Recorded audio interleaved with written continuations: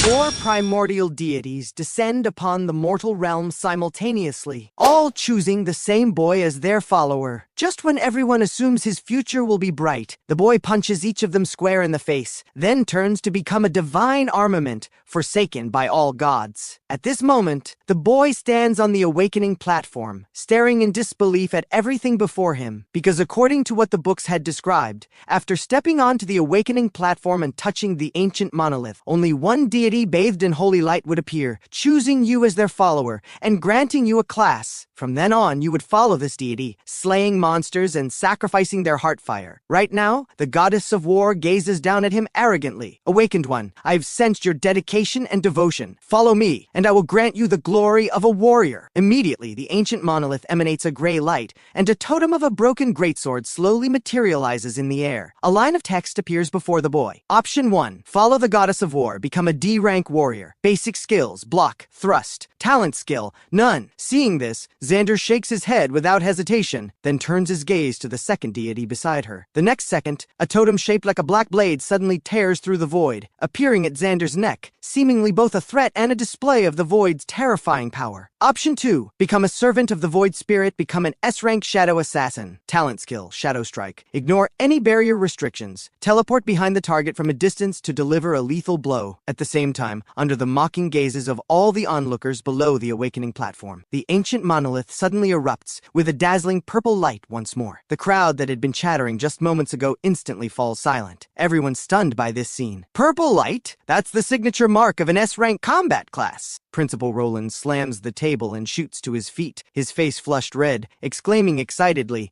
"Good lad, that's definitely an S-rank class. I told you this old man never talks nonsense." At the same time, the ancient monolith on the awakening platform blazes with light once again, and this time it's an orange pillar of light shooting straight into the sky. Xander's third-class option. 3 deities have all chosen him. At this moment, everyone in the venue stands frozen in place. There's only one reason for this phenomenon. Xander, who is in the middle of the awakening ritual, has shaken his head once again. The third deity is an old man with a cane and snow-white hair, ghostly blue flames flickering atop his bone-like cane. The old man looks at Xander with a hint of appreciation. Awakened one, I am the Netherworld King. Submit to me, and I will grant you the power to control life and death. What an overbearing tone, Xander thinks to himself. It seems even among gods there are hierarchies. The next second, a line of ancient white text floats before him. Option 3, submit to the Netherworld King. Become a triple S rank undead scourge. Basic skills: undead summoning, bone substitute, death bloom. Talent skill: underworld envoy. Become a subordinate of the Netherworld King. Summon undead servants with no limit. At this moment, those outside the awakening platform only see the ancient monolith instantly emit an orange light shooting into the heavens, and above the awakening ceremony plaza, billions of undead armies suddenly materialize across the entire Dragon Empire's sky, instantly alerting all the high-ranking officials throughout the Dragon Empire. At this moment, in the secret military zone codenamed Dragon's Keep, a white-haired old man in a military uniform covered with medals watches all this with a sharp gaze. General Morgan, good thing you acted quickly and sealed this scene in time, or this incident would have spread worldwide already. The person beside him, whom he addressed as General Morgan, is now drenched in sweat and gasping for breath. General Morgan's class is Elemental Illusionist. As one of the Dragon Empire's first-tier nation-defending generals, he just used every ounce of his strength to barely contain this phenomenon within the Dragon Empire's borders. Otherwise, this phenomenon would have swept across the entire world. Commander Sterling, who on Earth triggered such a terrifying phenomenon? General Morgan asks, while catching his breath. The white-haired old man simply nods slightly. I've already sent people to investigate. Whoever it is, the military will protect them immediately. Meanwhile, the leaders of the 4 great guilds are racing toward First Academy's awakening ceremony. After all, the Dragon Empire is about to welcome its second necromancer. This is an earth-shattering event. Even principals from major academies have rushed here. Yet Xander, who stands in the midst of the awakening ritual, remains completely unaware of the tremendous uproar he has caused in the outside world. The divine elder holding the bone cane calls himself the Netherworld King. The option he offers is the utterly irresistible SSS rank class, Undead Scourge. The Dragon Empire's previous one was merely a SS rank necromancer. Choosing the third option would mean obtaining a heaven-blessed start. Yet Xander gently shakes his head once more. He wants to see the final deity. Compared to the arrogant grandeur of the previous three, this fourth deity appears like a broken beggar. Yet the moment this beggar speaks, Xander's entire body trembles. Are you also a transmigrator from Azure Star? Xander's eyes widen in shock, but before he can ask his own questions, the broken figure speaks urgently. Don't follow any deity. This is all a conspiracy of the gods. We're all pawns, sacrifices. Gods can be killed too, and we can become gods ourselves. Then, the broken figure's body suddenly begins to slowly dissipate, and the next second, a line of text appears before him. Option 4. Reject the gods' gifts. Become one forsaken by all deities. Obtain an unknown rank class. Divine armament. Basic skills, none. Initial talent, fractured divinity. Though fractured, you can still receive sacrifices. Divine armaments can sacrifice the heartfire of any monster they kill to themselves, thereby gaining their attributes. The moment this option appears before Xander, he discovers something terrifying. A bizarre scene unfolds. Above the heads of those three deities, 3 health bars appear, colored from deep red to black, their health measured in trillions, yet displaying so clearly above their heads. In this moment, Xander's worldview completely shatters. So gods have health bars too. So humans can become gods. Instantly, a fighting spirit surges within Xander's heart, and at this moment, his hands tremble slightly. He instantly understands the true value of the fractured divinity talent. Originally, humans cannot receive sacrifices. Only deities can receive sacrifices. Awakened class users can only kill monsters and sacrifice the monster's heartfire to the deity they follow to receive new skills, class advancements, and other gifts from the deity. But a fractured divinity is still a divinity, and possessing divinity means standing equal to these gods, equally able to receive sacrifices. So after divine armaments kill monsters, they no longer sacrifice to a deity but to themselves, and those monsters' attributes, talents, and traits all become their own. Although initially just a blank slate class, it has unlimited growth potential and can even become a true god. Thinking of this, Xander reaches toward divine armament without hesitation. At the same time, to recruit this promising talent Xander, the leaders of the 4 great guilds are all offering extremely generous terms. Yet even as they speak, another pillar of light shoots skyward from the ancient monolith on the awakening platform. A 4th class, Victor Kane, leader of the Blackhawk Guild, gasps sharply and can't help but exclaim. The ancient monolith actually gave Xander 4 class options. This is absolutely unheard of. As the 4th pillar of light rises to the sky, 1 gray, 1 purple, 1 orange, 1 black, just when everyone assumes he will choose the SSS rank Undead Scourge. The next second,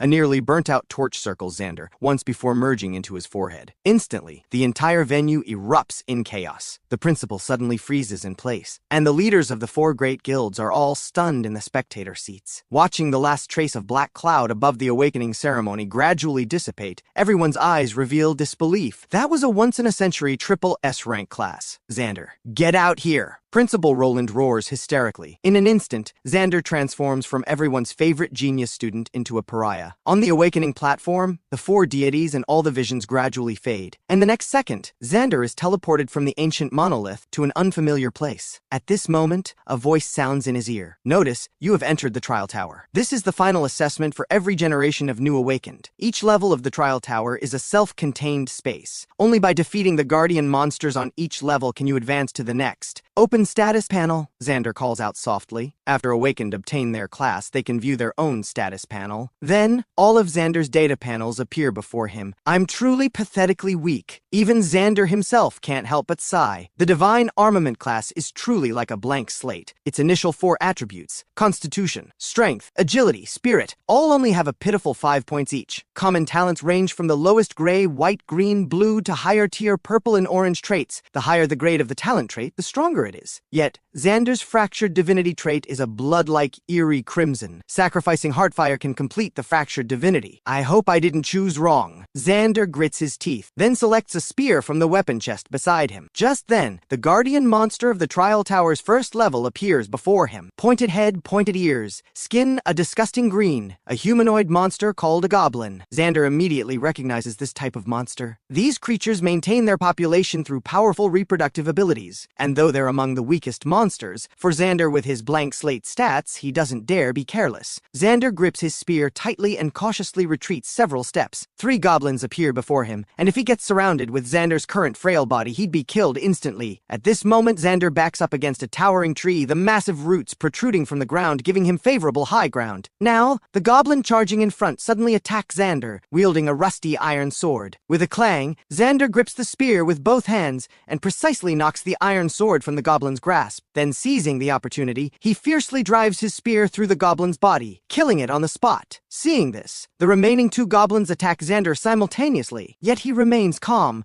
dodging with nimble footwork while using his spear to blot. Despite goblins attacking from both left and right simultaneously, not only do they fail to hit Xander, but their health bars are gradually depleted by Xander's continuous parries and counterattacks. 5 minutes later, 3 wisps of white light converge above Xander's head, and his level increases by 1. At this moment, weak flames appear on each goblin's body. Looks like this is the Heartfire. Without any hesitation, Xander immediately sacrifices these Heartfires to himself. After 3 Heartfire sacrifices, a pleasant voice sounds in his ear. Obtained D-rank talent trait, Savage. Strength attribute increased by 100 points. Xander's heart surges with joy. At this moment, with a full 105 strength points, Xander's attack power shoots up to 135. Is this what receiving sacrifices feels like? Xander involuntarily looks at the fractured divinity in his talent panel. Just a fractured divinity can produce such powerful sacrifice effects. So what about those deities with complete divinity, enjoying sacrifices from countless followers every day? Just how terrifying must their enhancements be? And all they give their followers are just some skills and class advancements. At this moment, Xander grips his spear and continues deeper into the jungle. The first level space is still vast, far more than just 2 or 3 goblins. Only by killing their leader can he advance to the next level. Soon,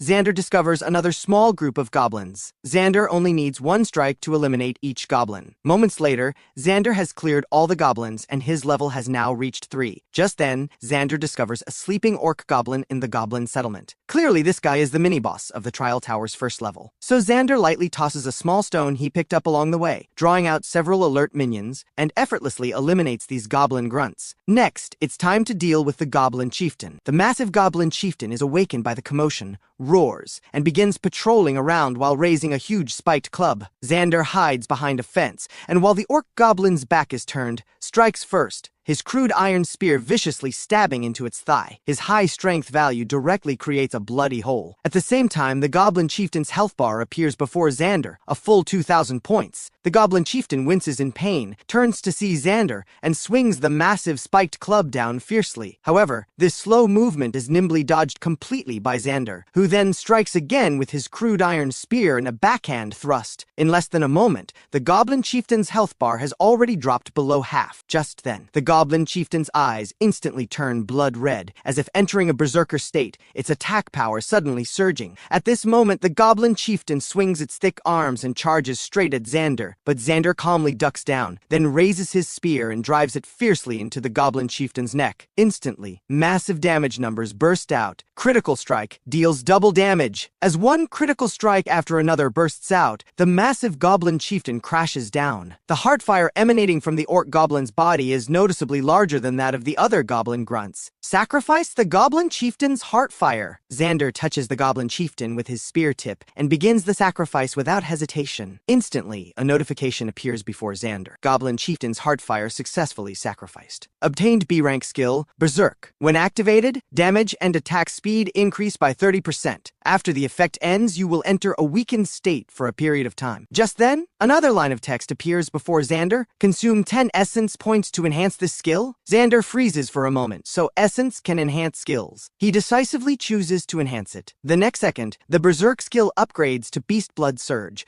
advancing from B rank to A rank. Effect, Superior Bloodline, a talent skill of the Orc race. When activated, damage and attack speed increase by 50%. After the effect ends, you enter a brief weakened state. Additional effect, killing targets extends the duration. Meanwhile, outside the trial tower, Xander's homeroom teacher, Ms. Vivian, is closely monitoring him. After Xander rejected the SSS rank Undead Scourge class, the spectators turn to watch other trialists, and only Ms. Vivian quietly locks her viewing device onto Xander's perspective. At this moment, she happens to see Xander surrounded by the first wave of goblins, and as a class instructor, she naturally knows the consequences of a blank slate class. SSS-Class being surrounded by goblins. But just as she breaks into a nervous sweat for Xander, she watches him use the terrain advantage to kill all the goblins. Well done, Xander. Even Ms. Vivian, who teaches combat courses, can't help but silently admire him. Because this level of performance from Xander, even looking across the entire Dragon Empire's current generation of Awakened, fewer than 5 could pull it off. On the other side, inside the Trial Tower, a voice sounds in Xander's ear, "You have defeated the Guardian of the Trial Tower's first level," teleporting to the second level. The next second, Xander is teleported to a massive dark cavern.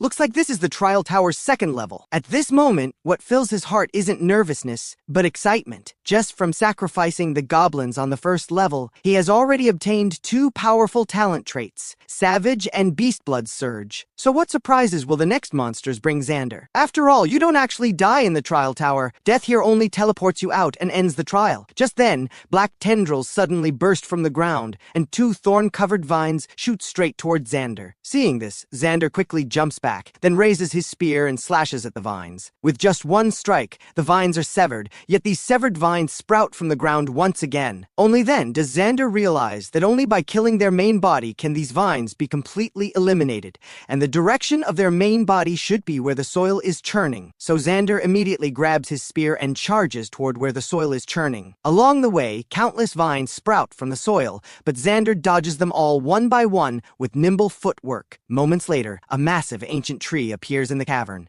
and countless tendrils all extend from its body. This must definitely be the main body. Seeing the vines that have sprouted all along the path chasing after him like water snakes, he hesitates no longer, raising his crude iron spear and viciously stabbing at those massive roots. As damage numbers pop up, the boss's basic information appears before Xander. Immortal Treant, Elite Tier Boss, 50,000 horsepowers, danger level, high risk. What's even more despairing is that just seconds after Xander deals damage, the Immortal Treant recovers from its wounds. Instantly, Xander understands the test of the Trial Tower's second level. To completely eliminate these root tendrils, he must kill this massive Immortal Treant. However, this Immortal Treant not only has deep health reserves, but also astonishing recovery, and classes with insufficient damage output will eventually be worn down by the increasing number of vines. At the same time, Xander quickly comes up with a solution. If he uses Beastblood Surge, he might just be able to fight it. After all, he can extend the skill's duration by killing the vines. Meanwhile, outside the Trial Tower, watching the new generation of Awakened where over half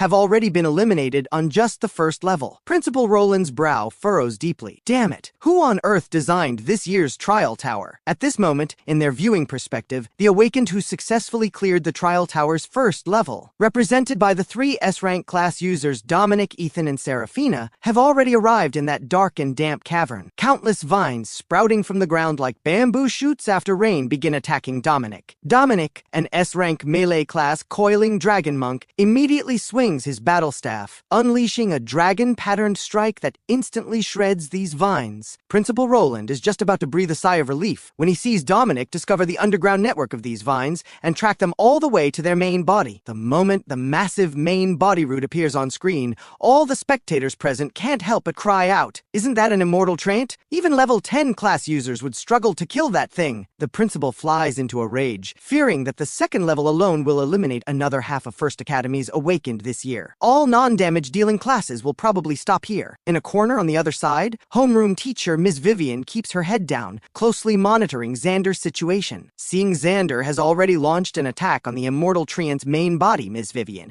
who teaches combat techniques, immediately notices that Xander's movements seem almost twice as fast as they were on the first level. What's going on? Ms. Vivian thinks with hidden surprise. At this moment, Xander has already begun dealing damage while circling the Immortal Treant's main body. The Immortal Treant's main body itself has no means of attack, relying entirely on the root tendrils extending from underground. So the Trial Tower's second level is essentially a dummy that tests burst damage output. Xander's crude iron spear thrusts continuously without pause, and damage numbers as high as 200 burst out one after another. This is naturally because Xander has activated Beastblood Surge, directly increasing his attack power and attack speed by 50%. Thornvine killed. Beastblood Surge duration extended by 10 seconds. In 10-second cycles, under Xander's precise rhythm control, the Immortal Treant's health bar gradually diminishes vanishes. Moments later, as Xander's final spear thrust pierces the giant tree, the massive treant main body is defeated. Massive amounts of white experience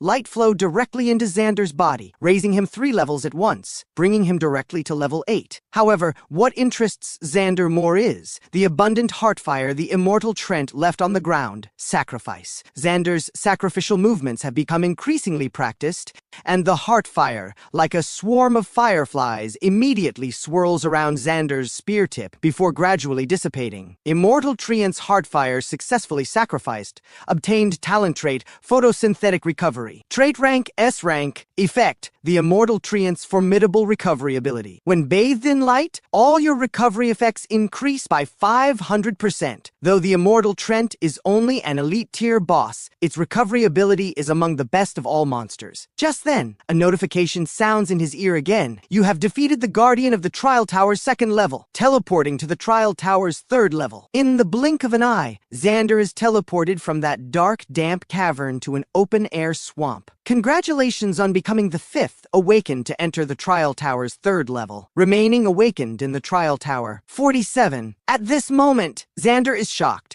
The elimination rate is way too fast. After all, over 10,000 students participated in this year's awakening ceremony, and whoever designed this year's Trial Tower created an elimination mechanism that's far too brutal. So what kind of brutal challenge awaits on the 3rd level? Before Xander can think about it, 3 humanoid monsters emerge from the swamp mud before him. Marsh banshees. Xander's heart jumps in alarm, and he quickly dodges toward the surrounding jagged rock piles. The next second, a sonic attack with an extremely wide range lands on his previous location, and the entire stone slab is instantly shattered. He quickly realizes that this level's trial mainly tests the challenger's evasion ability or endurance. After all, the Banshee's sonic attacks have an extremely wide range, and if a challenger's evasion ability isn't up to par, they'll be quickly eliminated by this level's trial. Thinking of this, Xander can't help but smile slightly. In terms of evasion ability, the current Xander might not compare to those A-rank or S-rank agility-type class users, but in terms of endurance, having just obtained the passive skill photosynthetic recovery, Xander believes no one at this stage can match him. The next second, Xander's body suddenly bursts forward, charging toward the nearest marsh banshee. Though his feet are already affected by the swamp's slowing effect, Xander's killing intent doesn't diminish, and he raises his crude iron spear for a fierce stab. After dealing 137 damage,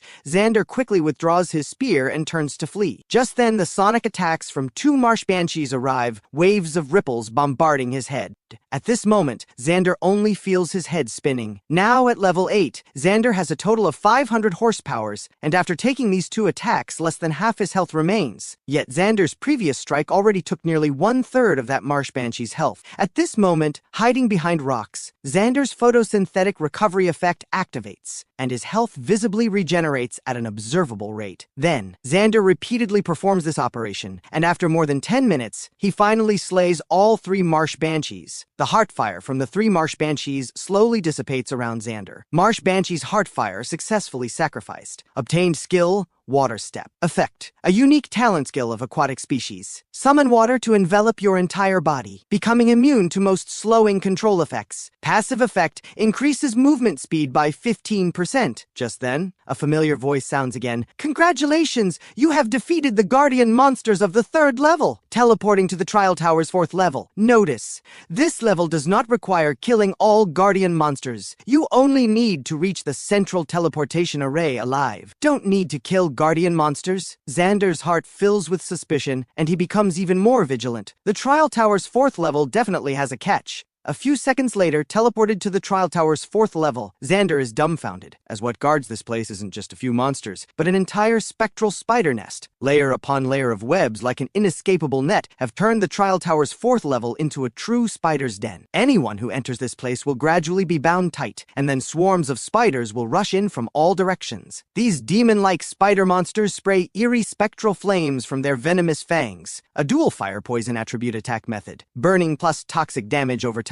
Xander hastily uses Water Step, and a stream of water surges from around him, slowly enveloping his feet. When he steps on the web-covered terrain again, the previous hindering sensation is already gone. While the skill is active, Xander hurries toward the center of the 4th level. However, even with Xander's skillful movement, being surrounded by swarms of spectral spiders everywhere, he can't avoid getting hit. At this moment, he only feels a sharp pain in his shoulder, entering the spectral venom status. In 1 second, dual damage over time from poison and burning appears above Xander's head. Moments later, Xander, charging forward recklessly, has almost reached the center of this level, and looking up, he can faintly see the top of the spectral spider nest, where a teleportation array glows with eerie blue light. Yet just as he's about to step into the teleportation array, he abruptly stops, and looking at the densely packed spectral spiders behind him, Xander suddenly raises his spear and attacks them. Xander, what is he doing? Miss Vivian, the only one watching Xander's perspective, is instantly stunned. He's clearly reached the teleportation array, yet he turns back to kill these spectral spiders. Doesn't he know that if trialists reach the same final level, whoever reaches the final level first gets a higher score? At this moment,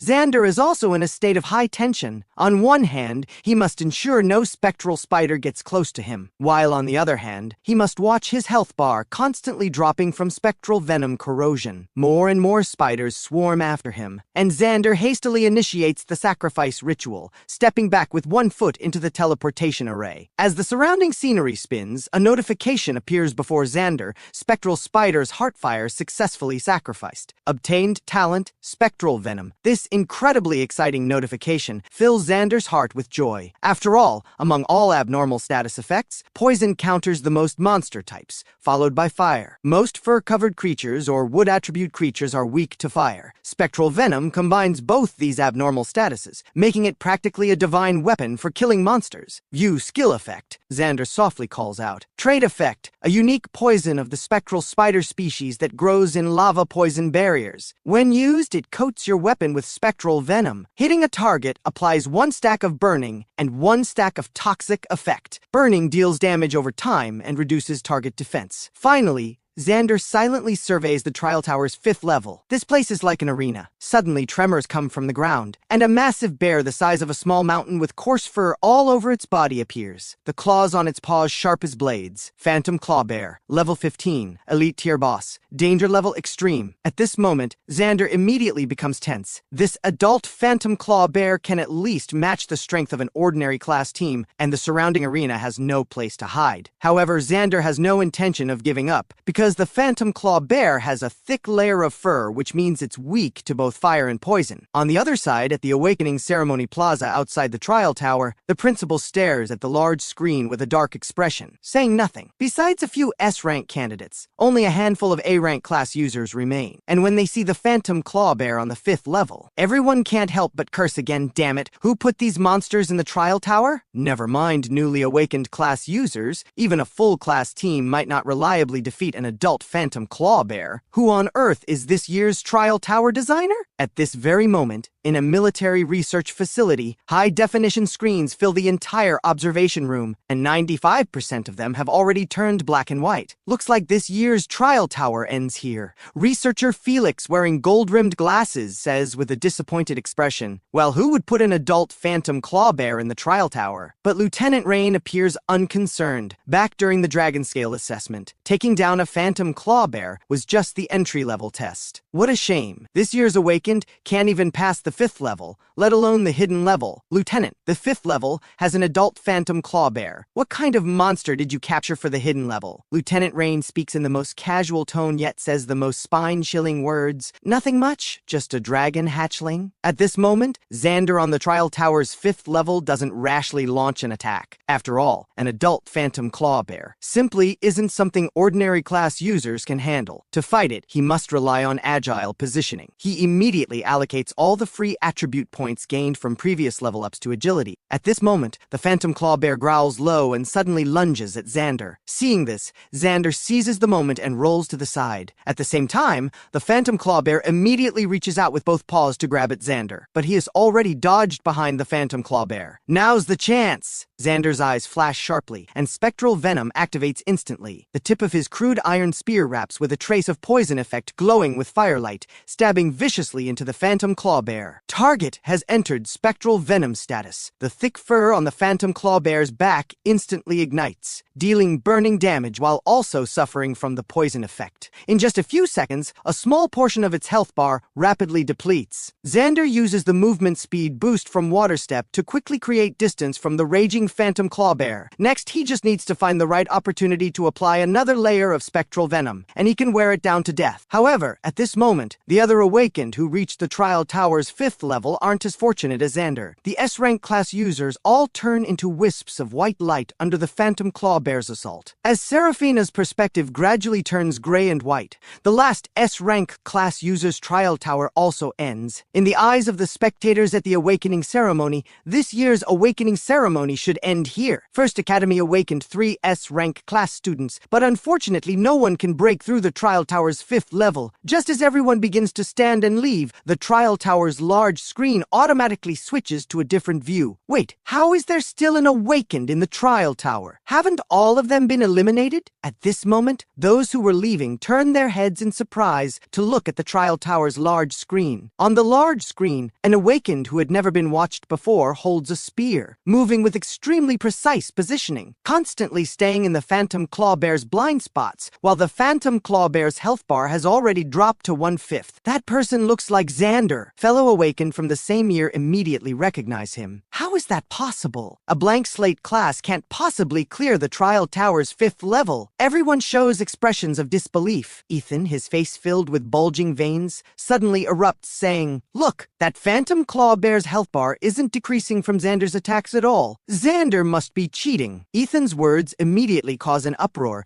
and a group of people stand up and shout in unison, "Cheating." At this moment, Ms. Vivian, the combat instructor, can finally no longer hold back. She personally witnessed every detail of Xander fighting his way to the 5th level. Ms. Vivian stands up and scolds with furrowed brows. "Everyone quiet down. The health bar not decreasing with attacks means the Phantom Claw Bear has been inflicted with an abnormal status by Xander. Can't you all see this most basic principle?" At this time, Principal Roland and Director Zhang watch Xander on the screen with furrowed brows. Even if Xander ultimately doesn't kill this Phantom Claw Bear, according to the trial tower's rules, the trialist who depletes more of a monster's health bar will receive a higher score, so Xander is almost certain to be first place in this trial tower. Principal Roland can't help but turn his head and say in a low voice to Director Zhang, "What's going on? If the first place reward from this trial tower goes to him, wouldn't that be a waste? Do you think there's a possibility the trial tower really malfunctioned, letting that kid exploit a loophole?" Director Zhang immediately says confidently. Principal Roland nods slightly with an expressionless face, and looking at the increasingly loud cries of cheating around the awakening ceremony, immediately makes up his mind. Even if Xander ultimately kills the Phantom Claw Bear, the final reward absolutely cannot be given to him. At the same time, as Xander applies another layer of spectral venom to the Phantom Claw Bear, a full 10 stacks of spectral venom, deducting over 10 health points per second. In less than a moment,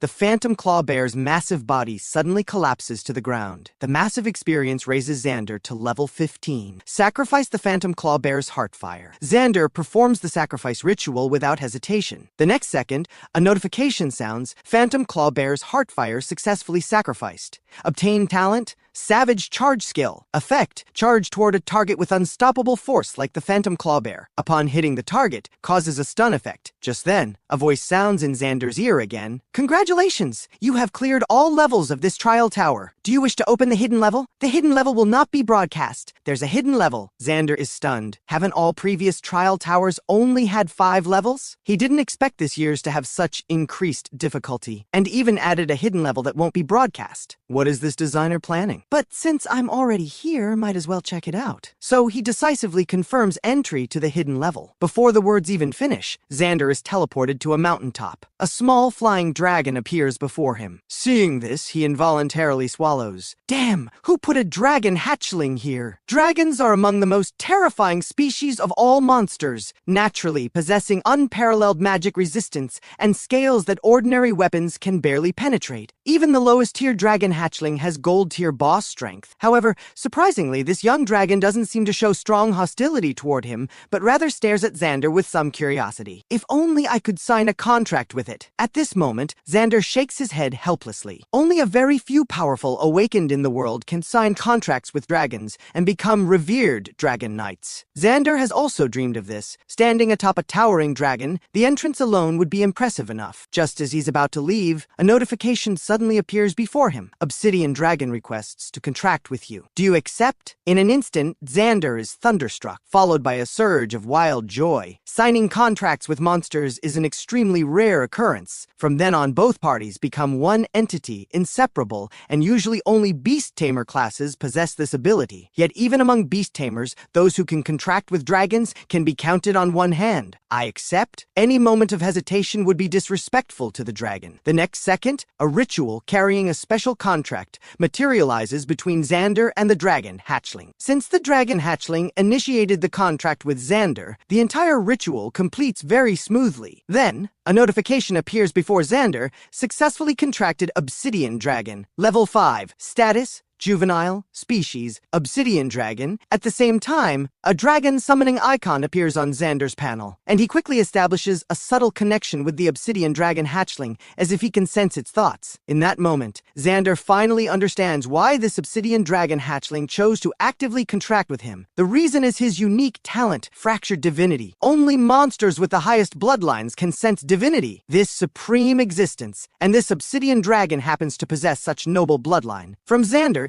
it truly senses a deity-like pressure, though somewhat strange yet genuinely existing. The moment the contract completes, a notification appears before Xander. Congratulations on clearing the trial tower. You will be teleported out of the trial tower from the hidden level. Do you wish to return contracted Beast Obsidian Dragon to summoning space? Xander immediately nods. After all, the little one is 100 times more precious than the trial tower champion's reward. On the other side, at this moment, the large screen displays the final notification. First Academy awakened. Xander has successfully cleared the trial tower's 5th level. At the same time, Lieutenant Rain calmly walks to the control console. Didn't expect it to end so quickly. Actually, all the results were within her expectations. An adult phantom claw bear simply isn't something newly awakened class users can handle. It's just a shame about the one she worked so hard to capture, to prepare as a surprise for everyone in the hidden level. Not a single person got to see it. However, just as Lieutenant Rain operates the teleportation array, planning to teleport that dragon hatchling out of the trial tower, she suddenly freezes in place. Wait, where's my dragon? Open the video recording of the trial tower's 6th level hidden stage. A trace of cold sweat appears on Lieutenant Rain's palms. At this moment, the screen shows only one person cleared the 5th level and reached the hidden stage. However, when she sees what happens next in the surveillance footage, she involuntarily shoots to her feet. He's signing a contract with the dragon hatchling. Who is this person? How could a newly awakened class user possibly sign a contract with a dragon, and successfully at that? The shock in Lieutenant Rain's heart at this moment is beyond description, and she quickly pulls up this person's relevant information. First Academy, Xander, a dragon hatchling, was contracted by a newly awakened class user. This news absolutely cannot get out, or it will not only attract forces from various countries interested in dragon hatchlings, but also pose a threat to that kid's personal safety. This is serious. I need to contact their chief examiner immediately. On the other side, after the large screen displays the announcement of Xander successfully clearing the trial tower, a wave of cursing arises. We strongly demand an investigation into Xander's clearing process. Severely punish cheaters. Seeing this, Principal Roland immediately gives Director Zhang a meaningful look. First Academy will definitely punish cheaters severely. Those who exploit loopholes have no right to the trial tower's final reward. Only Serafina remains silent, her brows tightly furrowed. She believes Xander has the ability to kill the 5th level's phantom claw bear. However, before she can finish speaking, her words are instantly drowned out by the crowd's shouting. At this time, Examiner Warren, standing at the awakening ceremony, also finds himself in a dilemma. On one hand, he personally presided over the entire awakening ceremony and trial tower, and even he doesn't believe that Xander, who only awakened a blank slate class, could clear the trial tower's 5th level of such difficulty. But on the other hand, the trial tower, this unique space composed of teleportation arrays, has served the awakening ceremony for hundreds of years, has never had an error, and this year's designer is a major figure sent down by the military, making the possibility of her error extremely slim. At this moment, his earpiece is suddenly forcibly connected, and a voice immediately sounds in his ear. Are you the chief examiner of First Academy? I'm the designer of this trial tower, Lieutenant Rain. Examiner Warren immediately trembles all over and snaps to attention, Lieutenant. I'm First Academy's chief examiner, Warren. Then, Lieutenant Rain says in an unquestionable tone, First Academy student Xander's situation after clearing the trial tower's 5th level and entering the hidden level. Did you see it? I order you to immediately seal this information. Do not allow anyone to know that Xander reached the hidden level. Reporting, Lieutenant. Understood, Warren answers without hesitation. Then he asks Lieutenant Rain somewhat hesitantly, Lieutenant, how should this trial tower's results be calculated? Is student Xander still first place? Wasn't he the only one to clear the 5th level? Then of course he's first place. The next second, Warren hangs up the communicator, takes the microphone from Principal Roland's hand, and says sternly, as chief examiner of this awakening ceremony, I have already consulted with the trial tower's designer. I hereby officially announce that there were no problems throughout this trial tower. Student Xander engaged in no cheating behavior. Next, we will award Student Xander the special reward for first place in the trial. Instantly, the entire awakening ceremony falls silent, and those spectators and fellow awakened who were just making a huge fuss are dumbfounded. As a flash of light passes, Xander, the person who caused this uproar, is finally teleported out of the trial tower. Watching everyone scramble to interview him, Principal Roland immediately changes his expression, quickly putting on a kind smile and walking up to Xander, pulling his hand and saying attentively, Congratulations, Student Xander. Congratulations on becoming Capital City's first place in this trial tower. You truly are an outstanding student of our first academy. Director Zhang beside him also hurriedly presents the prize. This is 100,000 dragon coins our academy specially prepared for the trial's first place. We hope it helps your future development. Though Xander doesn't know what happened, from Principal Roland's remarkable expression he can tell. The old guy was probably forced into this corner and had no choice, so he accepts the reward with a beaming smile. Thank you, Principal, for cultivating me. I will definitely work hard and bring glory to our first academy in the future, Examiner Warren says solemnly. I represent the military and specially awarding the reward to Student Xander, first place in this trial tower. Then, he hands him a card wrapped in an envelope. This is a Capital City Arsenal weapon and equipment exchange voucher. With this voucher, you can exchange it at the arsenal for any gold tier equipment below level 30. I believe it will be a great help to your early development. Hearing this, Xander's heart fills with joy. He didn't expect the military to be so generous this time. A gold tier piece of equipment has a market price basically equivalent to 100,000 dragon coins. It seems this trial tower clear has brought him quite a harvest. Why? Ethan can't help but mutter in a low voice, gold tier weapon and equipment. That kind of thing is completely wasted in Xander's hands. Hearing this, everyone present begins discussing, and they all think Ethan's words aren't unreasonable. At this time, Xander slowly walks down from the awakening platform amid the cursing, then walks straight up to Ethan. Ethan, during these 3 high school years, have I offended you in any way? He sneers with a dark expression. Xander, you haven't offended me in any way. On the contrary, you're a very good classmate. But have you ever considered my feelings, following behind you? Every time you gave guidance from on high, it felt like charity. Xander freezes for a moment and carefully recalls. During the 3 high school years, toward Ethan who often sought his advice, Xander never put on any superior airs, nor showed any arrogance. But in some people's eyes, whatever you do is just pitying him. I understand. Xander chuckles softly, shakes his head, and turns to walk toward the crowd. The scene shifts. As soon as Xander returns home, he runs into Serafina, who has been waiting for quite some time. She has changed into casual wear, her silky hair tied back, perfectly framing her delicate profile. Hello, Xander. Serafina spots him and is the first to greet him. Xander freezes, asking, Hello, Serafina. Is there something I can help you with? In Xander's memory, the two of them have had almost no interaction. I'm planning to create a new guild under Sterling Corporation's name, and I'd like to invite you to join. Hearing this, Xander is stunned. Serafina, you should know I awakened a blank slate class, right? I know. Serafina stares intently at Xander, then says with a smile, but I'm even more aware of what it means for a blank slate class to clear the 5th floor of the trial tower. I'm sorry, Serafina. Xander shakes his head politely. Thank you for the invitation, but at this stage I have some personal matters to attend to. Joining a guild would be inconvenient. Unexpectedly, Serafina suddenly pivots, blocking Xander's path. If you join my guild, you'll receive at least 50,000 dragon coins per month. You should know that after awakening as a professional, equipment, skills, dungeon runs, all require massive amounts of dragon coins. May I ask why Sterling Corporation suddenly decided to get involved in professional guilds? Xander asks calmly, somewhat curious. Serafina bites her lip with a smile, saying, The specific reason, if you agree to join, I'll tell you. Seeing this, Xander Xander contemplates for a moment, then says, I can join, but you must agree to one condition. I need the privilege to act independently, the right to decline any non-essential guild activities, and for the next month, I need to operate solo. Deal! Serafina immediately extends her delicate hand with a beaming smile. The scene shifts. As soon as Xander returns home, a surge of urgency floods his mind. The next second, the obsidian worm is summoned from its pocket dimension and immediately starts crying out toward Xander. It appears hungry, so Xander feeds it everything in the refrigerator. Xander takes this opportunity to examine the dragon hatchling's attributes. Obsidian worm, 30,000 health, 1,390% attack. It appeals, Dragon's Breath, Obsidian Scales. Dragon's Breath, S rank,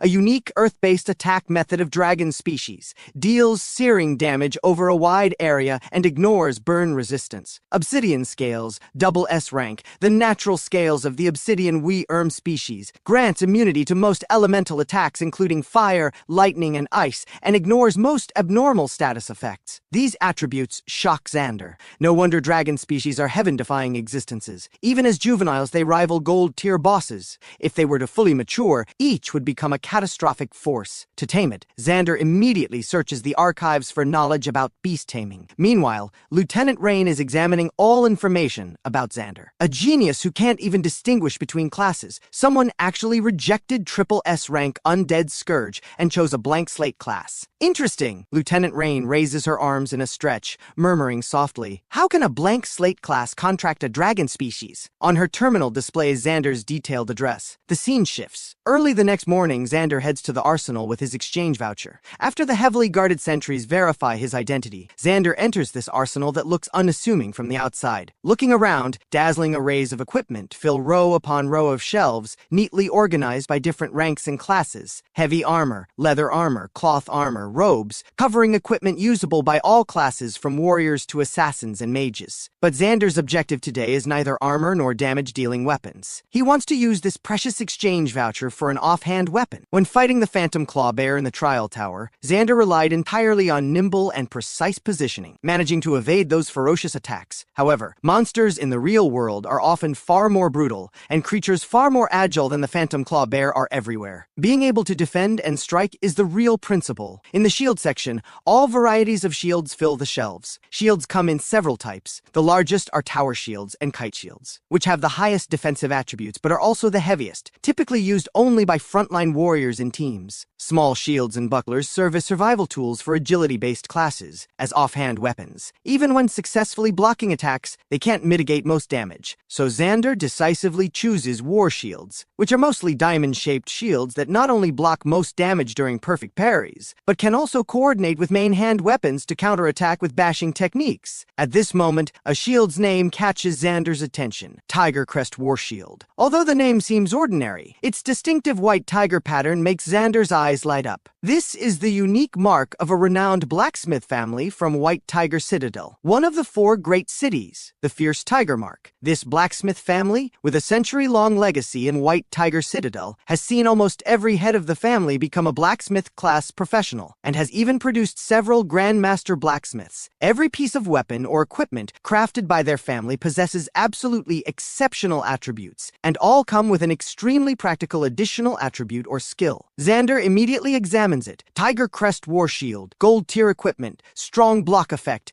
damage reduction. Additional trait, parry counterstrike. Counterattacks after successful blocks deal 30% increased damage. This is it! Xander immediately picks up this Tiger Crest War Shield, gently wiping away the fine layer of dust covering it. Without a doubt, this War Shield will become Xander's life-saving weapon in the future. Moments later, Xander arrives at the bustling streets. Today is the first day for the new batch of Awakened to become professionals. And not only are all the guilds eagerly recruiting newcomers, many solo players are also recruiting permanent teammates on the streets. But more numerous are the small vendors selling equipment. A batch of Awakened in need of beginner gear is undoubtedly a huge business opportunity. One map, and also the latest guild leveling zone information, Xander says slowly. Seeing this, the vendor doesn't hesitate, immediately pulling an envelope from his pocket and handing it to Xander. You're truly an expert. This is all information we gathered just last night. The distribution of the 4 great guilds, and the leveling zones they're claiming are all marked on it. This is actually the information Xander wants most, because at the beginning of each new batch of awakened professionals, the 4 great guilds typically openly seize certain areas, and Xander's leveling zones are best kept away from these people to avoid too many eyes. Opening the envelope, the first things that catch his eye are several hot news items about the new batch of S-Rank Awakened. First Academy S-Rank Professional, Awakened Ethan has chosen to join Dominion Guild, one of the 4 great guilds. First Academy S-Rank Professional, Awakened Dominic has joined Blackhawk Guild. Looking at these 2 familiar names, Xander can't help but narrow his eyes. Dominic, back at First Academy, had openly been Xander's arch-nemesis, using all kinds of underhanded tactics out in the open. But Ethan is different. This person is extremely sinister. Actually,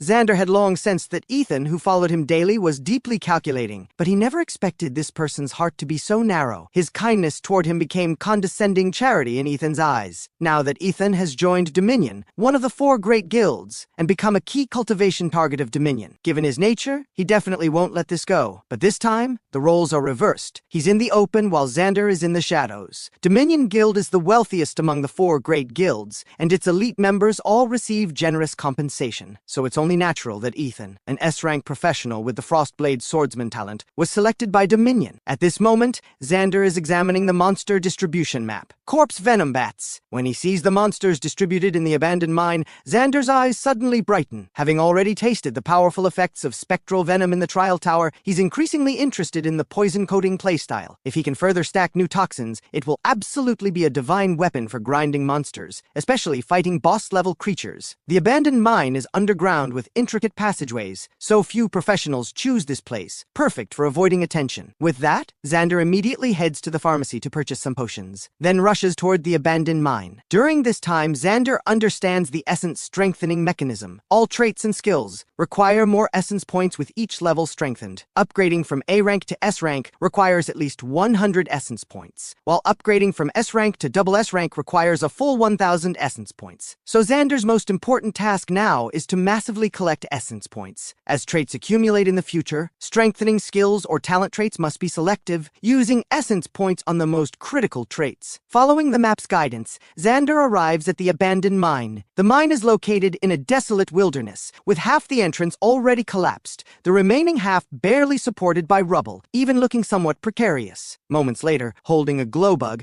Xander carefully descends step by step along the mine shaft's stairs into the depths. Before long, black sandy particles appear on the ground, traces left behind by bats. Xander immediately becomes alert, drawing the crude iron spear in one hand and equipping the Tiger Crest war shield in the other, then cautiously advancing forward by the glow bug's dim light. Suddenly, he hears the sound of flapping wings from the tunnel ceiling ahead. The next second, several black shadows swoop toward Xander, at least a dozen corpse venom bats. Xander raises the Tiger Crest war shield to protect his head and chest, and immediately several fierce impacts strike. Yet Xander is only knocked back half a step without taking any damage. This is the strong block effect of the Tiger Crest war shield, allowing Xander to completely block the damage from this wave of assault. At the same time, Xander immediately raises his spear and viciously stabs at the corpse venom bat near his feet. A corpse venom bat's health bar is around 200, and now Xander can eliminate 3/4 of its health with one strike. He then follows up with another strike, killing the bat on the spot. At this moment, a white light flows into Xander's body, and his experience bar visibly rises a small notch. While he's momentarily distracted,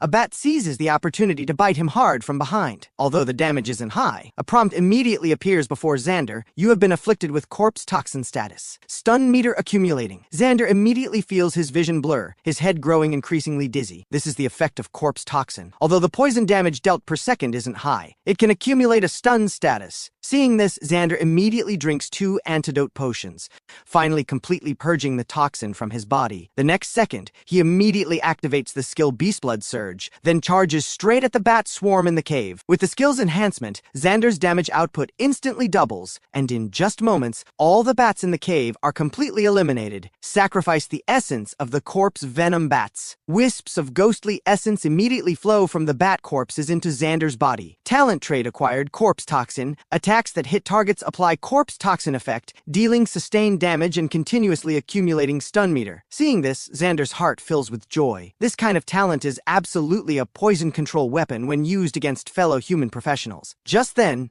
Xander suddenly feels his hair stand on end. Looking up, he sees an oversized corpse venom bat hanging upside down from the rock wall. A boss bond! Xander's heart tightens. He raises the Tiger Crest war shield toward the ceiling, assuming a combat stance. As a dark gust sweeps past, the giant bat overhead suddenly swoops at Xander, slamming hard against the shield. The tremendous momentum is far more fierce than the swarm of smaller bats before, instantly knocking Xander stumbling and falling to the ground. At this moment, two long venomous fangs strike straight at Xander, so he hastily raises his shield to block them. Violent vibrations immediately travel through his hand, and for a moment Xander is pinned down, unable to rise. Even worse, the glowbug vial at Xander's waist suddenly shatters, and before the glowing glowbug can fly more than a few meters, the giant corpse venom bat swallows it in one gulp. The entire mine immediately plunges into darkness, but before Xander can pull out his backup glowbug, the massive Bat King launches its attack directly at him. Seeing this, Xander can only judge the giant bat's attacks by the sound of flapping wings. At this moment, a foul wind approaches. Xander silently counts the timing in his mind. Now! Spectral venom suddenly activates, and the crude iron spear in Xander's hand bursts with burning flames, stabbing fiercely at the giant Bat King right before him. As two prompts appear, flames immediately ignite on the giant bat's body. Let's see where you run this time! Seeing the Bat King's health bar drop below half, Xander decisively activates Beast Blood Surge, and a surge of power immediately flows through his body. The corpse venom Bat King lets out a wail, and this boss that had dominated the abandoned mine finally falls beneath Xander's spear. At the same time, another burst of essence emerges from the corpse venom Bat King's body. Sacrifice the essence of the corpse venom Bat King. Xander decisively performs the sacrifice ritual. The corpse venom Bat King's essence is successfully sacrificed. Talent trait acquired Sonic Detection. B-rank Sonic Detection? Xander is momentarily stunned, not expecting to actually obtain this trait from the giant corpse venom Bat King. No wonder in that dark underground mine, the corpse venom Bat King was able to attack him with such precision. Checking Sonic Detection, he sees this B-rank skill now in his skill list. Sonic Detection emits high-frequency sound waves to detect surrounding environment and approximate enemy positions, effective range 30 meters. At this moment, a prompt suddenly appears before Xander. You possess 135 essence points. Strengthen skill? Only then does he remember he has accumulated quite a few essence points. It's time to choose a skill to strengthen. Xander decides to strengthen Sonic Detection first, since this skill can detect monsters appearing around him in advance. After strengthening it twice consecutively, Sonic Detection directly upgrades to S-rank Ultrasonic Enemy Lock. Effect: emits ultrasonic waves undetectable by humans in high-frequency pulses, rapidly detecting surrounding terrain, precisely locating enemy positions and movement trajectories, including enemies in stealth and hidden states, but not those in void state. Effective range 100 meters. Xander immediately feels these 100 essence points were absolutely worth it. This is practically a divine skill against assassin classes. Assassins with stealth skills can often catch you off guard with a surprise first strike, but now with this skill, it's nearly impossible for any assassin to ambush Xander. Just one abandoned mine brought him so many surprises, so over the next 3 days, having tasted success, he simply sweeps through all the low-level leveling zones around Capital City. Northern Wastes. Sacrificing Feral Wolf Essence. Talent trait acquired Bloodthirst, C-rank, Melee. Attacks grant 5% lifesteal effect. Southern Highlands region. Sacrificing Goblin Shaman Essence. Talent trait acquired Focus, D-rank, Spirit attribute increased by 100. And in Galewind Barrens, sacrificing Undead Soldier Essence. Talent trait acquired Poison Resistance, D-rank, Poison Resistance increased by 100. While Xander tirelessly sacrifices monsters to acquire traits, some fellow awakened from his class see this, and they continuously mock Xander in the class channel. Wonder if our former genius seed needs someone to carry him. Then many start flattering Ethan. I heard a new dungeon recently appeared at Crimson Scorpion Desert, with danger levels still undetermined. Wonder if Ethan will lead the Dominion Guild branch members for first clear? Ethan says without concealing his status. First clear is natural. I'm now the Legion Commander of Dominion Guild's Capital City branch. All of Dominion Guild's new professionals are under my management, and this new dungeon's first clear. Dominion will definitely claim it. Amidst a string of undisguised flattery, Xander keenly extracts a key phrase. A new dungeon actually appeared at Crimson Scorpion Desert. Due to spatial rift instability, new dungeons can appear in any area, and new dungeons' danger levels are often unknown. Therefore, Capital City's military offers extremely generous rewards for first clears of new dungeons. Not only that, many special dungeons contain reward chests and treasures that only first clearers can obtain, which makes all major guilds eagerly chase after first clears of new dungeons. And this new dungeon is also a must-have for Xander, because new dungeons mean new monsters, and new monsters mean new traits. When news of the new dungeon at Crimson Scorpion Desert spreads, the originally desolate desert immediately becomes lively. As Xander walks toward Crimson Scorpion Desert, professionals eager to try this new dungeon are everywhere around him, most either going in guild teams or banding together in small groups of 3 to 5. Everyone knows that while a new dungeon's appearance represents opportunity, it also means danger, and new dungeons with undetermined danger levels have appeared before. Cases of total party wipes of professionals seeking glory are numerous,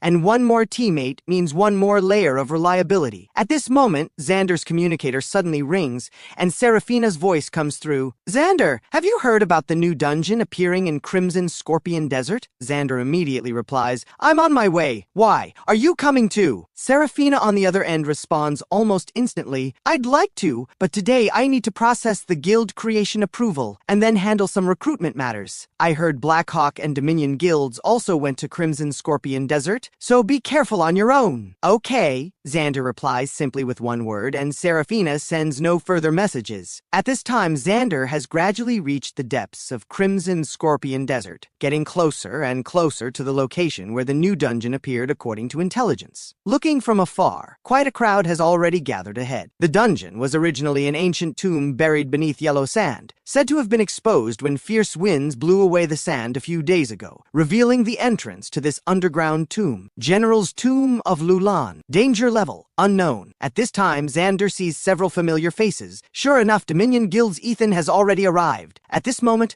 a shrill voice sounds from behind Xander. Xander, what are you doing here? Xander turns to look and sees the speaker is his former deskmate, Willow Mist. Willow Mist's words immediately make Xander the focus of the crowd, and in an instant, everyone starts mocking him. Even Ethan draws his weapon, pointing it fiercely at Xander. It's a longsword, at least gold-tier equipment, with the blade shrouded in frost-like condensation, precisely the talent skill of the S-rank Frostblade Swordsman class. The next second, the frost-covered longsword in his hand slashes fiercely toward Xander, carrying area of effect sword energy. At this moment, a shield bearing white tiger patterns appears in Xander's hand. Accompanied by the sound of metal striking metal, the Tiger Crest War Shield firmly blocks this sword strike, including the cutting sword energy, which is instantly dispersed. Before Ethan can even steady himself, the crude iron spear in Xander's other hand thrusts out fiercely, precisely pressing against his throat. This scene happens in just a few seconds, and the crowd that was just clamoring falls completely silent, everyone stunned speechless by this scene. S-rank professional Ethan's full-force strike was easily blocked by Xander. Attacking without figuring out your opponent's weapons looks like those 3 years of high school I spent teaching you were wasted. In an instant, the fear of being completely suppressed by Xander for 3 years of high school floods Ethan's heart again. This is impossible. You're just a blank slate class now. A ferocious expression erupts on Ethan's somewhat dazed face. However, at this moment, the yellow sand beneath the crowd's feet suddenly starts flowing like a massive whirlpool, and then a tomb chamber's entrance slowly emerges from beneath the yellow sand. The corner of the tomb chamber exposed from the yellow sand also bursts with golden light, attracting everyone's attention. What's happening? Is the dungeon starting? At the same time, a prompt appears before everyone. General's Tomb of Lulan dungeon has opened. Xander's gaze sweeps across, and he charges straight into one of the tomb chamber entrances. After all, obtaining the special rewards within the dungeon is the most important thing. Seeing this, Ethan nearby also leads people slowly into the dungeon. Inside this underground tomb chamber, the space is extremely vast, with Western region-style carvings everywhere, and various colorful murals on the walls are gradually oxidizing and fading with the intrusion of air. Xander looks up and sees at the end of a corridor not far away a treasure chest covered in quite a bit of dust, its special patterns proving this chest is definitely a special treasure chest from the General's Tomb of Lulan. However, Xander doesn't act rashly, instead activating ultrasonic enemy lock. Inaudible high-frequency ultrasonic waves immediately echo through the narrow corridor and soon return. Results: 3 red dots suddenly appear around Xander. Seems there are 3 other people nearby besides himself. Sure enough, seconds later, footsteps sound from behind. The 3 arriving people are actually wearing the same uniform, all bearing a special emblem on their chests, Azure Sky Guild, and they likewise notice Xander right before them. Wariness immediately appears in the 3 people's eyes, especially when the leader among them,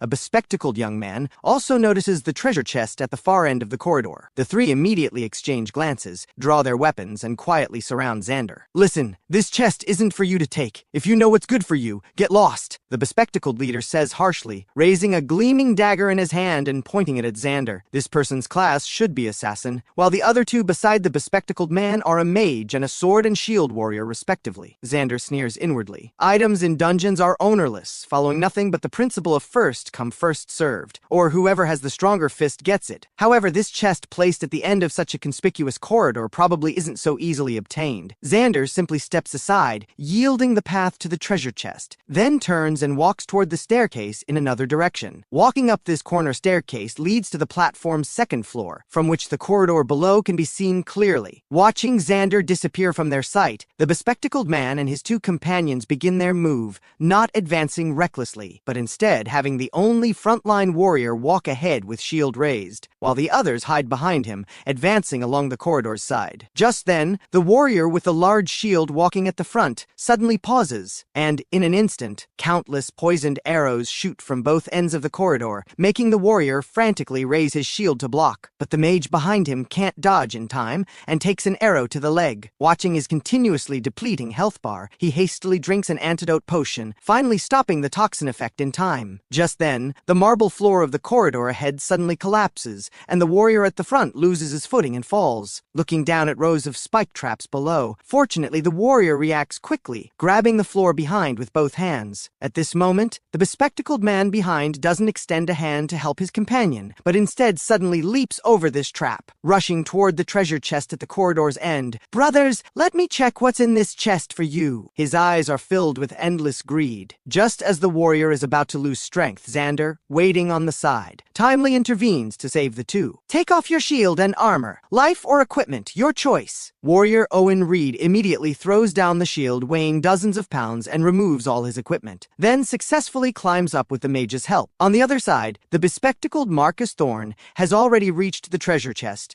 and skillfully begins unlocking it. Though the 2 feel indignant, Xander still consoles them. "Don't worry, it's not that simple." From his position on the 2nd floor platform, he sees clearly that behind the treasure chest at the corridor's end hides an extremely subtle teleportation array. If his guess is correct, the condition to trigger this teleportation array is opening the chest, and Marcus Thorne, crouching before the chest with a greedy expression, is completely unaware of this. Click! The chest before him opens in response, revealing a ring inside, and moreover an extremely precious accessory equipment. However, the instant his hand reaches into the chest, the teleportation array beneath the chest activates, instantly sucking him in on the spot. The next second, he's teleported back to that spike trap from before. He grips the trap's edge tightly, then shouts toward his teammates, "Help me!" However, only 2 cold gazes respond to him. "No need to save you. Good luck, you despicable villain." Owen Reed pulls his teammate Felix Ward by the hand, turning to leave, and before leaving looks up gratefully at Xander on the 2nd floor platform, cupping his hands. "Thank you for your great kindness. Without equipment, staying in this dungeon any longer would be suicide, so I'll leave first. My name is Owen Reed. When we return to Capital City, I'll definitely treat you to a meal." After saying this, the 2 turn and leave. At this time, the teleportation array beneath the chest has already been destroyed, clearly a one-time array, and Xander has already used rope to reach the chest, then gently picks up the ring inside and equips it directly. The ring's attributes immediately appear before him. Jade Treasury Ring. Level requirement 20. Description: a collection of the General of Lulan's family. Crafted from jade unique to the Lulan Kingdom. Crystal, clear throughout. Wearing it has a refreshing effect and is the key to opening the general's tomb. Attributes: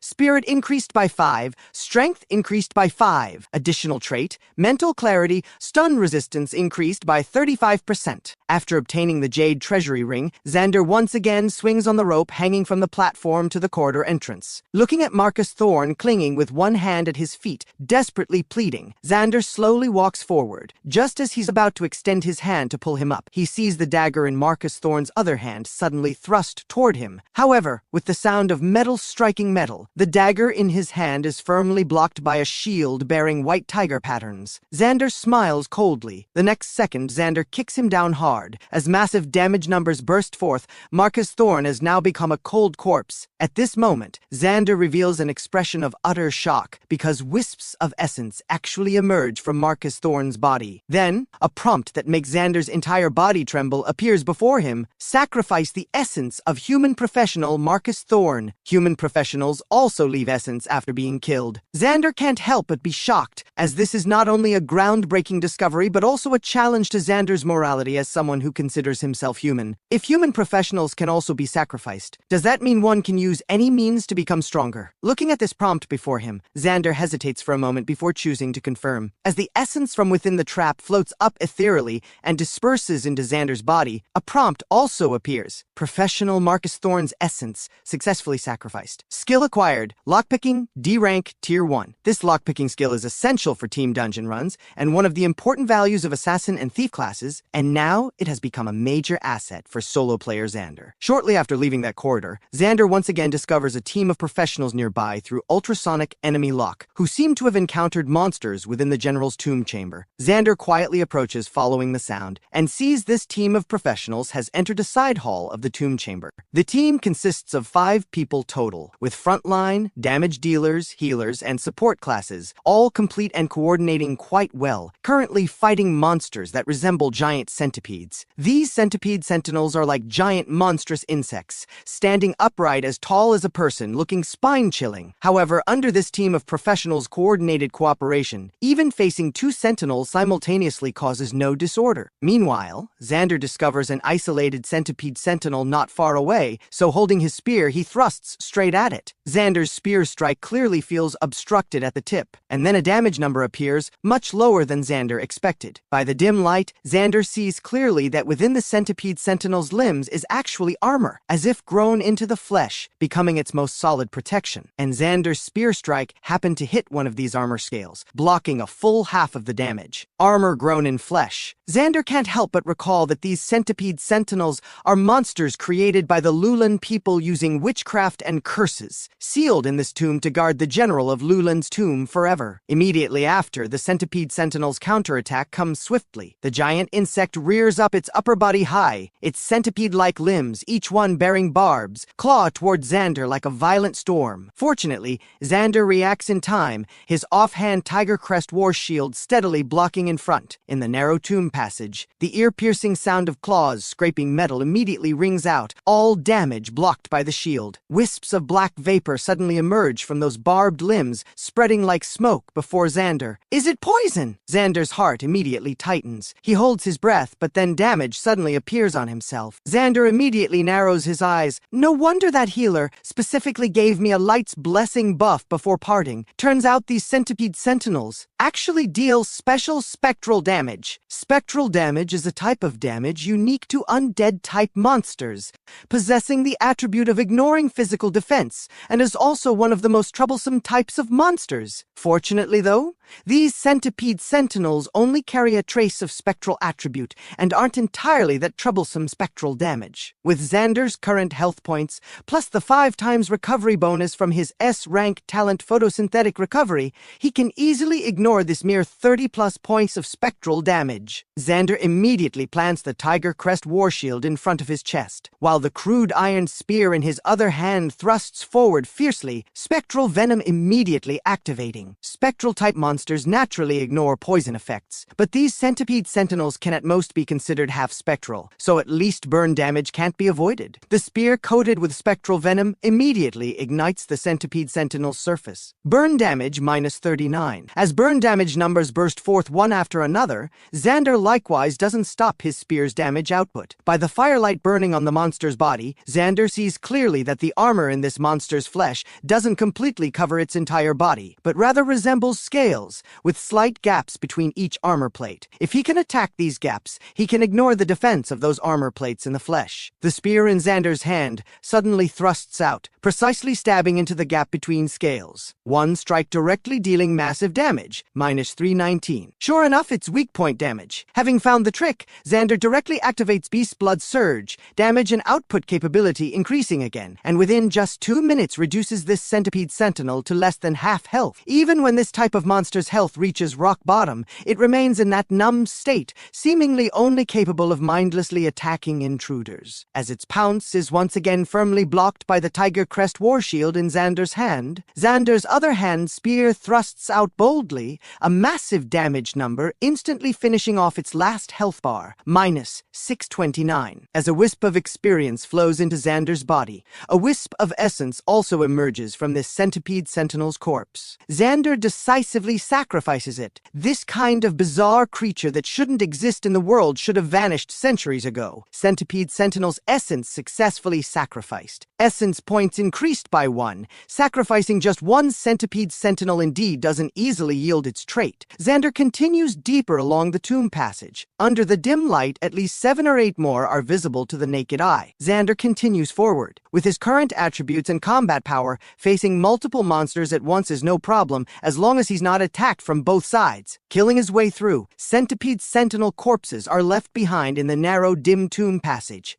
On the other side, the professional team that cleared all the centipede sentinels in the side hall also chooses to continue deeper into the tomb chamber. "Captain, should we also take this tomb passage?" Archer Flynn and the team immediately points to the passage Xander left by earlier. "Maybe we can catch up to that person from before. That guy alone shouldn't get very far, and if something happens, we can help out." Captain Gareth Bright also nods in agreement. Although he also saw that person's strength was definitely extraordinary, he feels in his heart that no matter how strong, relying on just one person to kill centipede sentinels would definitely require great effort. "Let's go. If we run into him, we can have him temporarily join our team," Gareth says in a deep voice, while also leading the team into that tomb passage. "Same as always, I'll walk in front. Archer Flynn and Blaze Yang follow me. Lyra walks in the middle. Drake, you bring up the rear." 2 warrior classes front and back, with main damage dealers and healer protected in the middle position. However, after just a few steps,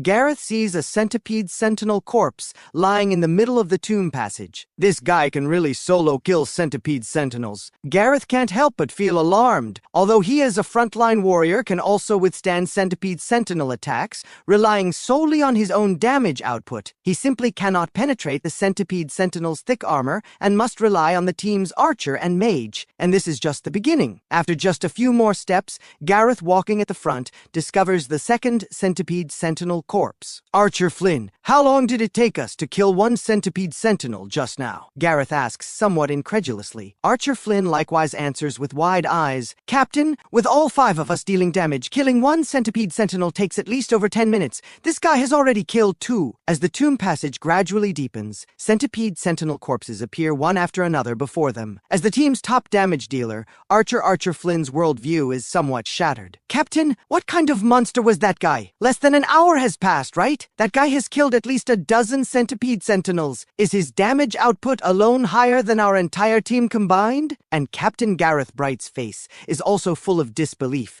as he raises his lamp to carefully observe the monster corpses on the ground. "That guy seems to have burn attack methods, but burn attacks alone definitely don't have this much output. Could he be an S-rank professional? But aren't there only a few S-rank professionals in Capital City? This is really bizarre." Gareth Bright's class is C-rank heavy armor warrior. which among all class ranks is only one level higher than the lowest D-rank class, belonging to the edge between making a living as a professional or giving up being a professional and becoming an ordinary person. However, this doesn't diminish Gareth Bright's unwavering enthusiasm for choosing to become a professional. His childhood dream was to form a professional team, explore dungeons, kill monsters, and high enthusiasm coupled with righteousness are his greatest strengths. Because of this, he was able to become captain of this professional team despite being a C-rank professional. In this 5-person team, everyone gathered together because of Captain Gareth Bright. And as their coordination grew, they gradually became a team that could make a living obtaining loot from dungeons. As captain, Gareth Bright is very gratified and increasingly motivated. Walking in the tomb passage, he jokes to Archer Flynn behind him. "Archer Flynn, after completing today's objective, let's go to the tavern for a drink. Aren't you already 18? Time to learn to drink. Heard you have a crush on that girl from the jewelry shop. Tonight, let Drake give you some advice." The youngest and naturally shy Archer Flynn is immediately embarrassed. And before he can speak, the team's healer Lyra Snowfall complains, "Captain, don't lead Archer Flynn astray." Ha ha ha! Berserker Drakestone, walking at the rear, also laughs heartily. "That's right, Archer Flynn, let me teach you a few moves." Mage Blaze Yang mercilessly undermines him. "Listen to Drake. How many times has he been dumped himself? Who said I got dumped?" The entire dark, narrow tomb passage is immediately filled with joking laughter. Though Archer Flynn's face is flushed, the corners of his mouth carry a hint of smile. He really likes this atmosphere. Archer Flynn turns his head, smiling at Drake getting roasted at the tail end of the team, when suddenly the keen perception granted by the Archer class makes him see what seems to be a shadow behind Drake. "Drake, watch your back!" Archer Flynn urgently shouts, but it's already too late. He witnesses with his own eyes Drake, who is still looking at him and smiling, being pierced through the chest by a pitch-black dagger. -993. A massive damage number bursts from Drake's body, his health bar almost instantly reduced to a sliver. At this time, Captain Gareth Bright and the others walking ahead hear Archer Flynn's alarmed cry, turn around, and just in time witness this tragic scene. Healer Lyra Snowfall, right next to Drake, is frightened into panic, hastily raising her staff to cast a healing spell on Drake. Drake's health bar barely rises a bit when suddenly 2 more black blade flashes across his body. 2 consecutive damage numbers burst forth, and his last sliver of health is instantly completely emptied. Drake is dead. He didn't even have time to turn around and see who the owner of that black dagger in his chest was, falling to the ground like a puppet with cut strings. Who? Archer Flynn, witnessing this scene firsthand, is shocked and horrified. With trembling hands, he knocks an arrow, shooting toward the black shadow behind Drake, but shoots empty air. The black shadow that killed Drake vanishes again in the dark tomb passage. As captain, Gareth Bright watches his team member suddenly die violently before his eyes, and can't help but roar hoarsely, while raising his shield and rushing over to protect the fallen Drake. But Drake has already stopped breathing. "Archer Flynn, illumination arrow!" Gareth roars angrily. Archer Flynn shoots an arrow with light, pale illumination, immediately lighting the entire tomb passage like daylight. Yet nothing can be seen. Just then, a black shadow drops from the tomb passage ceiling like a ghost, this time targeting the team's only healing class, healer Lyra Snowfall. "Lyra, watch out!" Seeing this, Blaze Yang suddenly pulls Lyra, then hurls a flame burst from his hand. The explosive fireball detonates on the black shadow, but bursts with a number that makes him somewhat despair, -315. Having taken a hit, the black shadow seems somewhat angered by the thwarted plan and turns, the dagger in hand stabbing into Blaze Yang's chest. Feeling the stabbing pain in his chest, Blaze Yang sees, beneath that black shadow, a pale, clean face sneering at him. "Heh, killing you works just as well." Then massive damage bursts from his body, -1332. As a fragile mage class, he simply cannot withstand such high damage, and that black shadow strikes once and vanishes again from everyone's sight. Blaze Yang is also dead. Before dying, he leaves one sentence, "Captain, it's a human professional." Gareth Bright's eyes nearly split open with rage, his mind thundering. In just a few seconds, Drake is dead, and Blaze Yang is also dead. Rage flooding his head, his heart nevertheless gains a trace of fear and panic. His long sword swings wildly but hits empty air. "Who are you?" However, at this moment, the hidden black shadow seems to have tired of playing and slowly reveals itself before him. It's a young man with triangular eyes and a pale face. face. From his appearance, his age seems no older than Archer Flynn. The black dagger in his hand confirms his class, assassin. The young man looks at the shocked and panicked Gareth Bright like toying with prey, then smiles sinisterly. Why? Of course it's because you're just a bunch of worthless C-rank trash classes. While I'm a rank? If I want to kill you, I kill you. Gareth Bright's face contorts with rage, but fear surges in his heart. The strength of an A-rank assassin professional is so terrifying. Now only 3 of them remain. They're not a match at all. Lyra, Archer Flynn, run! Gareth Bright suddenly roars, charging like an enraged bull with shield raised fiercely at that person, abandoning all attack techniques, only wanting to use the most primitive means to delay a bit more time. Captain! Lyra Snowfall cries out, but Archer Flynn suddenly awakens, remembering what Captain Gareth Bright once told them, and forcefully pulls Lyra Snowfall, fleeing deeper into the tomb passage. There's still someone ahead who might be able to save them. Deep in the tomb passage, a massive centipede sentinel slowly falls, and Xander skillfully extracts his spear from its body. Ghostly essence immediately emerges from the sentinel's corpse, more intense than those from previous sentinels. This guy seems to be an elite leader. Sacrifice the centipede sentinel's essence. Xander expertly guides his spear tip toward that essence,